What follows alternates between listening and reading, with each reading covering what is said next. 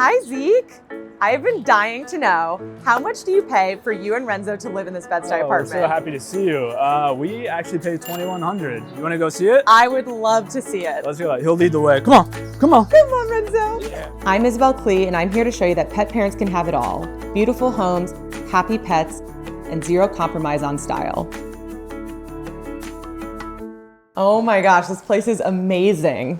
Before I get the full tour, I would love to know, what was your inspiration when you were designing it? My sister said it's industrial, cool, and groovy. You know, I work as an architect full time. I'm just super drawn to industrial parts and pieces. If I can take these simple parts and design something that meets the same function, but in a way simpler way, it sort of sets the stage that these primary colors can pop. I noticed that it is mostly yellow and blue. Yeah. Are those your favorite colors?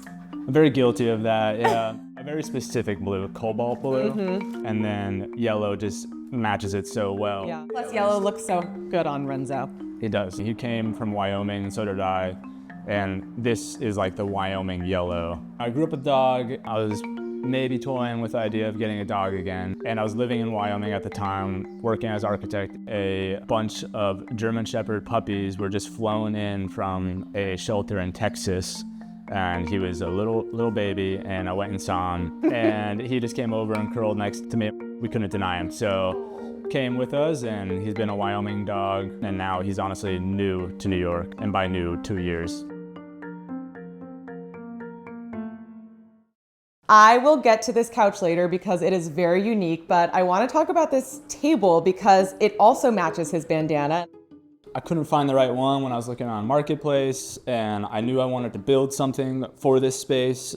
Are you saying you built this yourself? I did build it myself. Conceptually, it's just boards stabbed with a dowel, and then this is just floating on top. Definitely wanted something that was pop against this carpet. I also had magazines lying around all the time, and I kind of came up with this weird combo of magazine holder meets coffee table. I also noticed that the height of it is perfect because it's kind of like low enough that he is just missing all the items on here. You know, I can be here and it's not weirdly too high of a thing. How much money do you think you save building it yourself versus buying a table? You know, this probably costs $75. Wow. And then, you know, something designed by, you know, these designers that I love, you can get to the thousands pretty quick. It's meeting the same function, just in an easier, cheaper way. I also love this rug. I love the color of it and the shape of it. How does this hold up with his shepherd hair? Because I imagine he sheds a lot. He does shed a lot. I may have vacuumed at least 3 times already. And you can already see. You can already see it's back. Yeah, you can see that hair. But it's totally worth it. It's totally worth it. So I know that you designed this apartment with Renzo in mind. I also noticed that you don't have a TV. Is that intentional? I hate looking at a TV. It's just like a black mirror, literally. Yeah. Designing a space that's already small. This wall just seemed perfect for a projector. How wide does it go? It's almost exactly the width of this, which is also why I designed it to be, you know, a 10-foot long. That's where building this became important. I knew I wanted something that stretched the whole length of the projector. The whole wall is essentially a projector, so this had to be low enough to not interrupt the projector, and also like it's kind of Renzo height. So when he traverses across, you know, he sort of just blends in with the height of this console. When the projector's not on, like right now, it just looks like a nice piece for the house.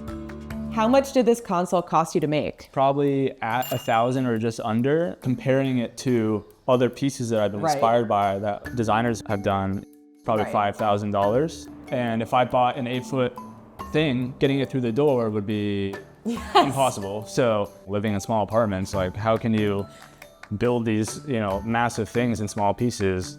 This is a New York City tip. If you live in a 4th floor walk-up and you don't want to move your furniture, just build it yourself. Just build it yourself. Easy as that. It's easy, right? Easy as that. So when you're designing a piece like this table or this console, where do you even begin? I do have a little secret notebook of a few sketches, yeah. I would love to see it. I can show you, yeah, absolutely. If we just even look at the coffee table, for instance, started a small sketch like this, where I'm literally just drawing a circle and then showing how the boards underneath it interact and slipping in. It's usually that loose of a sketch. I mean, I shouldn't be surprised, but it looks just like it. So when you're designing something, how early in the design process are you having Renzo in mind? For instance, if you even look at this sketch, I have 3 shelves and the bottom one is really low to the ground. Well, when I ended up making it, I realized if that shelf was low to the ground, there's a pretty high chance he's gonna knock stuff over on it or run into it. So quickly the design altered to raising all the shelves up, and so he can easily pass. I would love to test the Renzo proofing of this and see his height under here. Yeah. Come here. I mean, he's there's like a good half a foot between there. I know. Let's see if I can give him some speed. Come here. Let's go. Yeah, it's perfect. Perfect. Like even if he's jumping a little bit, he's not gonna hit that. He's not gonna hit it. It's perfect. And I'm telling you, he does laps, especially after a walk. He's doing laps. I see your diploma here, very proudly displayed. That is actually my license. That shows how much I know about architects. I made the frames as well. I mean, just like simple. Again, oh, that's so cool. Super simple frames, just wing nuts sandwiching this piece of paper together. And how much did it cost you to make this shelf? There's a shelf that's similar that is actually vintage IKEA. It's probably around $2,000, whereas this similar vibe, floating shelf, metal, was probably like $250. Wow. This was pretty difficult to make. These are 2 different metal panels, and it's the whole structure of this shelf. And so how to unite these 2 together. So there's a whole hidden back support back here. Is this a project that you start and then halfway through you're like, what am I doing? I'm gonna give up? I'm annoyingly very like focused and driven, but definitely when it's laying on your floor and your apartment's a mess. And you're like, what did I get myself into? You're like, what am I doing? Yeah. On everything I have built, there's always a point where I'm like, this isn't even working. Yeah. This is why you are an architect and I am not, is because I would have given up probably 30 minutes into this project. You could do it, I promise. Just make some noise and have nowhere to sit. So through this tour, I have noticed that Renzo is obsessed with these toys. Can you show me where you keep them? Yeah, he's absolutely obsessed. He's got a little small bucket hidden in this hallway. Renzo's. You can see all the hair on the bottom. Yes. I mean, disgusting. This is just like made for dogs. Yeah, I love it. Exactly. Do you have a favorite toy other than the ball, or ball is the best one? I mean, he just knows what this means, and it's probably fetch. I swear they put something in these balls because my dog is absolutely obsessed with them. I mean, look at, it's just like, they go crazy for it. You know what my favorite thing about having a dog is that we have these toys and our dogs get so attached to them and they're just disgusting little scraps and you're like, but I have to keep it. That's exactly what I was gonna say. There's a lot of disgusting scraps there. And people are like, why do you like that? Well, Renzo was actually playing with this earlier. Yes, he was. He came up to me and I was throwing it for him. So even just this little scrap is sentimental for him. I'll find it by his bed and he'll cuddle with that. Have you ever thought about making your own sort of holder or toy for Renzo? I think a carrier would be really cool, or a shelf, or something that can slide away in a hallway. Wait a second, what is this? This is a kind of a weird contraption where I like to, write down some ideas. This is a loose thought I had of kind of combining me and Renzo's bed. What do you think the timeline is for a project like this? Typically how it goes is I draw something like this, and since I'm walking past it all the time, it's kind of a reminder of like, oh, that's something I should do. It's like top of mind. Yeah, and then it's just, oh, it's a rainy weekend. I guess I can do that, I can see that this is the bed that we're talking about potentially extending. Yeah. And Exactly. I don't know if you guys can see, Renzo's right over here. This is where the extension would occur. This is exactly what I'm talking about. So taking advantage of this little nook that he already sleeps in and occupies, basically there's an extension of my bed frame that comes out. So it's my bed on the bed frame and his bed on the bed frame.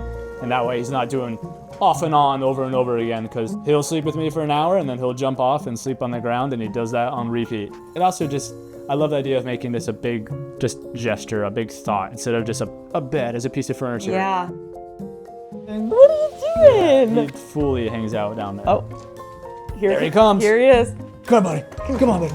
Yeah. Oh, ridiculous. He barely fits. But he makes it work.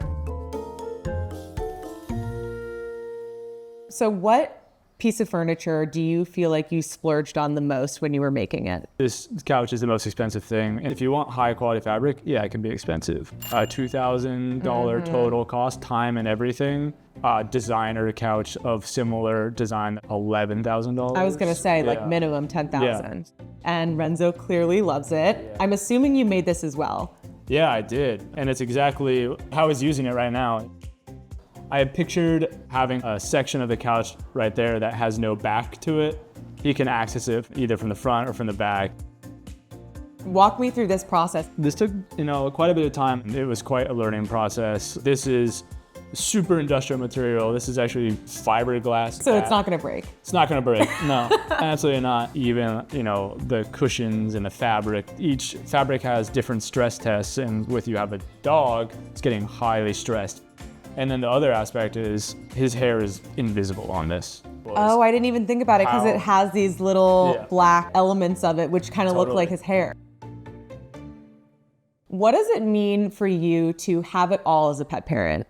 I just feel like there's a lot of space for him to wander around without it having to be big. And oftentimes these really, really small apartments, it's hard to achieve that. And so how can the way the furniture is laid out and designed promote, you can walk around, you can jump over the sofa. And there's a lot of pride in this. I designed it, and because again it's that industrial material, if he damages any of this, almost everything in this apartment is easy to replace a specific part. I feel like that's really important when you have a dog too, is I don't like when people have apartments or homes that are so precious where the dog can't be a dog.